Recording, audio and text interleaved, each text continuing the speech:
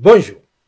J'ai toujours eu une forme d'aversion pour le requin-marteau, lequel, pour je ne sais quelle raison, m'évoque Marlène Schiappa, et encore plus pour le poisson-ci que j'associe à Benjamin Griveaux. Alors, quand on me dit que le homard-ci est le crustacé préféré des Français, je tique, même si en penser pour le homard pourrait sembler logique. D'autant que, probablement effrayé à la perspective de croiser un jour François de Rugy un tube de mayonnaise à la main, on ne le trouve pas dans nos eaux, à forte population de prédateurs parasites nourris aux taxes diverses et avariées. Le homard-ci, comme les oies sauvages, émigre vers des cieux fiscalement plus cléments, d'où il donne des leçons à ces Français racistes qui lui ont permis de devenir une star internationale. Comme beaucoup de victimes du racisme systémique, il démontre que lui ne l'est pas en épousant sa version d'Adriana Karambeu, nous laissant avec sur les bras toutes ces rocaillas Diallo, merlot quoi, comme dirait Nabila, pourtant objectivement pas dégueulasses si elles arrivaient à se taire 5 minutes.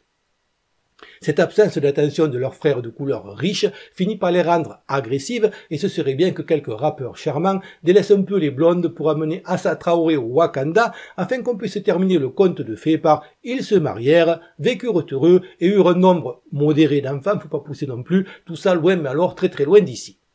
Bon, c'est vrai que la vie d'Omar Sy n'a pas toujours été facile et que son film Knock, qui est là, a fait un bide compromettant, même s'il ne faut jamais désespérer, l'espoir d'interpréter un jour Vercingétorix ou, pourquoi pas, en ces temps bénis où se brise enfin le carcan imposé par des siècles de patriarcat, de racisme, de sexisme et de lois de la nature, ce qui aurait pu être le rôle de sa vie, Blanche de Castille.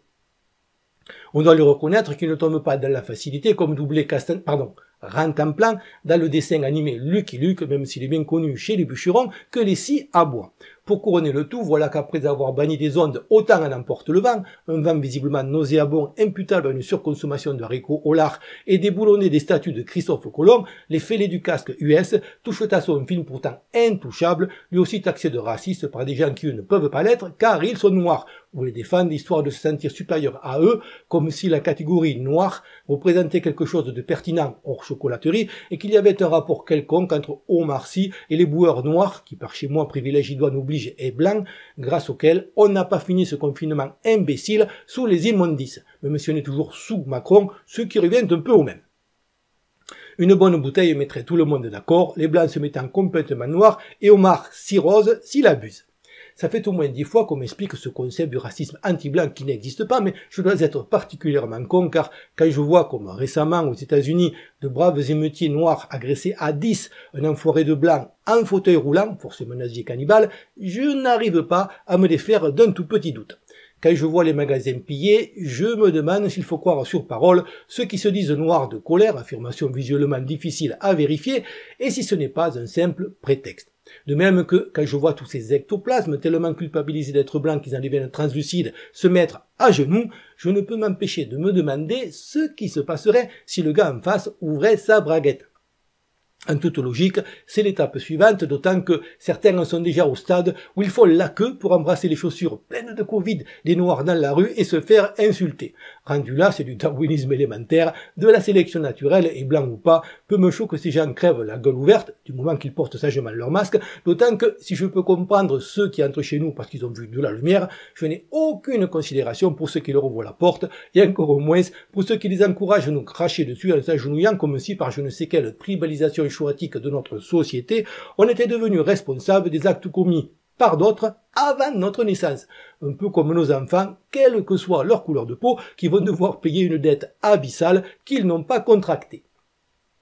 Quand on voit le monde en noir et blanc, on ne le voit plus sous le prisme profiteur-exploité, à ne surtout pas confondre avec riche-pauvre, car même s'il y a peu d'exploités vraiment riches, il y a en revanche pléthore de profiteurs pauvres qu'on achète avec des miettes, d'où l'intérêt du système de nous appauvrir. Et si sortant du silence, Omar silence des diatribes, outre le fait que contrairement à l'alternative consistant à filer toute partie de son pognon à l'Afrique, c'est gratuit, c'est, comme tous les artistes dans son cas, pour faire oublier qu'il est du mauvais côté de la barrière. Mais même si l'on n'est pas dupe de la manipulation et si l'on a compris que le pouvoir et ses médias cherchent à occuper l'espace médiatique jusqu'aux vacances avec un faux combat, qui n'est pas dangereux pour le système, afin d'éviter la reprise d'un vrai mouvement social qui irait plus loin que les gilets jaunes, même si l'on a compris que l'immigration de masse n'a pour but que de casser la cohérence de notre population afin d'éviter qu'elle ne fasse corps contre ceux qui travaillent contre l'intérêt collectif du peuple de France et qu'avec son candescin feu Jean Raspail ne parlait pas d'un camping naturiste, même si l'on a compris que la République qui se décline sans souci en populaire de Chine ou démocratique de Corée du Nord est une entité parasitaire qui suce la France jusqu'à la moelle, se faisant abusivement passer pour elle et qui joue sur les divisions quitte à en importer, il n'en demeure pas moins qu'on est dans une course contre la montre et que si on laisse l'initiative à l'état profond, il viendra un moment où l'on n'aura pas d'autre choix que d'affronter les adversaires qu'il nous aura choisis, ne serait-ce que pour survivre. La plus grosse des manipulations est de regarder à travers le prisme d'une morale tout sauf universelle un racisme qui n'est qu'un mécanisme naturel de défense, au même titre que la défiance envers ce qui est différent, sans laquelle notre espèce, à force de vouloir faire des câlins aux tigres à dents de sabre, aurait totalement disparu. Un mécanisme dont la méconnaissance aboutit à cette seconde escroquerie de l'explication du monde par la seule lutte des classes, d'où l'antiracisme forcené des gens d'extrême gauche qui en arrivent même à oublier la lutte des classes en question. Certes, on peut considérer que le diracisme est une réponse simple, voire simpliste, à un problème compliqué, mais au moins c'est une réponse. Elle ne pourra être invalidée qu'en en apportant une meilleure. Or, pour l'instant, on interdit et diabolise la réponse naturelle sans apporter de solution qui marche à un problème qui s'amplifie en dépit des milliards qu'on jette dessus. Un peu comme si on s'attaquait aux globules blancs, encore un terme raciste, à cause de la fièvre qu'il provoque en combattant le virus.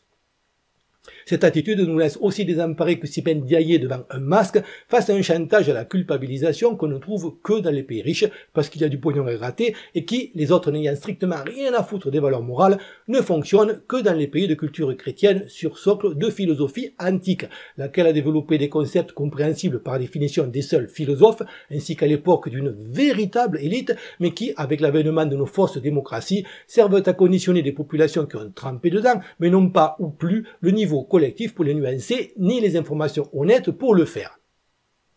Quand le bien et le mal, le beau et le laid ont été dévoyés, la seule chose qui nous reste, c'est le rare, plus conforme à la logique marchande, laquelle détruit à tour de bras pour en créer de plus en plus et finira par nous faire payer l'air qu'on respire si elle ne réalise pas avant que, pouvant générer de l'argent à partir de rien, elle n'a plus besoin de nous. À part peut-être un neurone dans le cerveau de Castaner, quoi de plus rare qu'un pays avec plus de 1000 ans d'histoire dans cette continuité de population et de culture qui fait de lui autre chose qu'un simple bout de terre avec des gens dessus. Et si je dois choisir entre défendre cette rareté irremplaçable et accueillir le surplus de population de pays à surnatalité endémique, en tous les cas, une fois que la guerre de tous contre tous pendant que les élites regardent sera lancée, on sera tous perdants, y compris ceux qui croient tirer les ficelles, car mettre le feu et le maîtriser sont deux choses différentes et pas sûr que les uns et les autres auront le temps de se carapater en dehors du Titanic. Une fois les gens vraiment en colère, comptez sur la protection des vrais de civilisation qui se craquellent à la vitesse de la peau des fesses de Brigitte Macron sans application de lotion hydratante toutes les 2 heures, car elle n'a pas, elle, la police aux fesses, me semble un pari pour le moins risqué. La seule façon d'éviter le piège et la guerre civile, c'est, comme je l'explique dans mes vidéos précédentes, de désigner par un symbole qui dépasse toutes les chapelles politiques et idéologiques le véritable coupable incarné par le pantin Macron. Je propose le pangolin, symbole du foutage de gueule sans précédent que nous subissons et que vous pourrez télécharger dans la description. En tapissant la France physique et virtuelle de pangolin, on pourra faire monter la pression dans la cocotte minute afin que rapidement, un déferlement en une seule fois de millions de personnes, d'accord sur le minimum syndical de la nécessité de virer Macron avant la fin de son mandat, balaie la fange qui nous gouverne et, à minima, crée un précédent qui fera réfléchir les autres. Toute autre tactique ne peut qu'échouer et se heurter aux forces de l'ordre qui, comme leur nom l'indique, ne sont pas là pour protéger la population. Peut-être qu'on parviendra à éviter l'hystérie d'outre-Atlantique où ils en sont, ce n'est pas une blague, à déprogrammer et annuler toutes les séries policières, dont Cops, qu'elle était à sa 32e saison. Toutefois, il serait plus aisé de soutenir nos éborgneurs en uniforme s'ils ne s'étaient pas comportés comme des chiens obéissants pendant les gilets jaunes, ce qui fait qu'il est logique que leur ministre de tutelle, qui n'a pas inventé cette poudre que d'autres sniffent, les traite comme tels. À cette occasion, ils ont fait la preuve de leur capacité à taper sur tout ce qui leur tombe sous la matraque et les taxer de racisme est pour le moins réducteur et une insulte à leur enthousiasme, d'autant que, quand d'aventure ils ont tabassé au milieu du lot quelques noirs qui avaient eu la mauvaise idée d'enfiler un gilet jaune, la mouvance antiraciste a pudiquement regardé ailleurs et ne l'ouvre que quand sont concernés des délinquants multirécidivistes. J'accorde donc à Omar Sy, même si je réfute qu'elle soit particulièrement raciste, que les violences policières existent, sachant que la violence est elle aussi naturelle et pas plus que le racisme, bonne ou mauvaise, mais justifiée ou non, et que, tant que les 10 policiers ne seront pas filmés et enregistrés en permanence, y compris et surtout pendant qu'ils reçoivent leurs ordres, et que les plaintes ne donneront pas lieu à des enquêtes par un organisme indépendant, nos forces de l'ordre, qui ont perdu le soutien de la population, qui ne les voit plus que pour prendre des coups ou se faire racketter d'une façon ou d'une autre, et qui sont tombés dans le ridicule absolu en fondant sur des mamies isolées avec des hélicoptères pendant le confinement, sauf basculement dans une dictature dure, ne retrouveront jamais la légitimité nécessaire à empêcher que ce pays ne sombre dans le chaos souhaité par nos élites. Il n'en reste pas moins que beaucoup de victimaires sont les idiots utiles idéaux, d'autant que, comme tous les timbrés, ils n'ont pas de limite, ne s'arrêteront jamais et ne seront jamais satisfaits car ils justifient leurs échecs par l'existence même de ceux qu'ils haïssent et dont ils visent la destruction totale. L'homme pour certaines féministes, le blanc pour certains racisés, la femme pour certains membres de la communauté de l'alphabet et la France pour tous. Toutes ces revendications sont par ailleurs des revendications de pays riches et au fur et à mesure que le nôtre, qui selon les prévisions de l'OCDE va être cocorico, merci Macron, le pays le plus touché au monde par la récession, va s'enfoncer dans les abysses, c'est un luxe qu'on ne pourra plus se permettre car quand on n'a plus à bouffer, les chiottes unisexes et le racisme systémique matérialisé par la couleur des pansements, ça a tendance, allez savoir pourquoi, à ne plus être prioritaire. Et une fois que les 10 victimaires auront joué leur rôle, ce même système qui les a promus les regardera se faire bouffer tout cru sans lever le petit doigt.